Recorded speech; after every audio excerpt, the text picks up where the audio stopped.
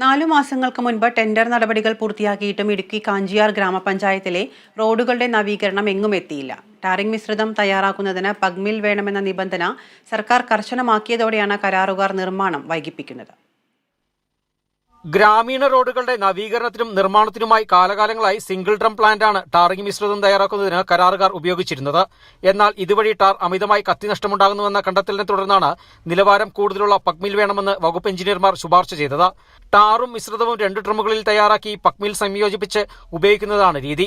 Plant വിവാദമായതോടെ പല പഞ്ചായത്തുകളിലും ഗ്രാമീണ റോഡുകളുടെ നിർമ്മാണം തടസ്സപ്പെട്ടു കഴിഞ്ഞു. കാഞ്ചിയാർ പഞ്ചായത്തിലെ 15 വാർഡുകളിലും റോഡ് നവീകരണം ഇക്കാരണത്താൽ എങ്ങും എത്തിയിട്ടില്ല. ഗ്രാമപഞ്ചായത്തിൽ മെയിൻ്റനൻസ് ഗ്രാന്റ് ഉപയോഗിച്ച് നിർമ്മാണം പൂർത്തീകരിക്കേണ്ട റോഡുകൾ 15 വാർഡുകളിലും നാളിതുവരെ പൂർത്തീകരിച്ചിട്ടില്ല. ടെൻഡർ നടപടികൾ 4 മാസം മുമ്പ് പൂർത്തീകരിച്ചിരുന്നു. ഗ്രാമപഞ്ചായത്ത് ഭരണസമിതി മുൻകൈ എടുത്തുകൊണ്ട് മാർച്ചിന് മുമ്പ് വർക്കുകൾ പൂർത്തീകരിക്കണമെന്ന ലക്ഷ്യത്തോടു കൂടിയാണ് 4 മാസം മുമ്പ് ടെൻഡർ നടപടികൾ പൂർത്തീകരിച്ചത്. എന്നാൽ പുതിയൊരു ക്രമീകരണം പഗ്മില്ല് വേണം എന്ന് പറഞ്ഞ് ആ രീതിയിൽ ടാറിംഗ് പൂർത്തീകരിക്കണമെന്ന് ആവശ്യപ്പെട്ടതുകൊണ്ട് കോൺട്രാക്ടർമാർ പണികൾ നടത്താനായിട്ട് തയ്യാറായിട്ടില്ല. ഗ്രാമപഞ്ചായത്തിലെ 15 വാർഡുകളിലും മെയിൻ്റനൻസ് ഗ്രാന്റ് ഉപയോഗിച്ച് നിർമ്മിക്കേണ്ട റോഡുകൾ നാളിതുവരെ പൂർത്തിയായിട്ടില്ല.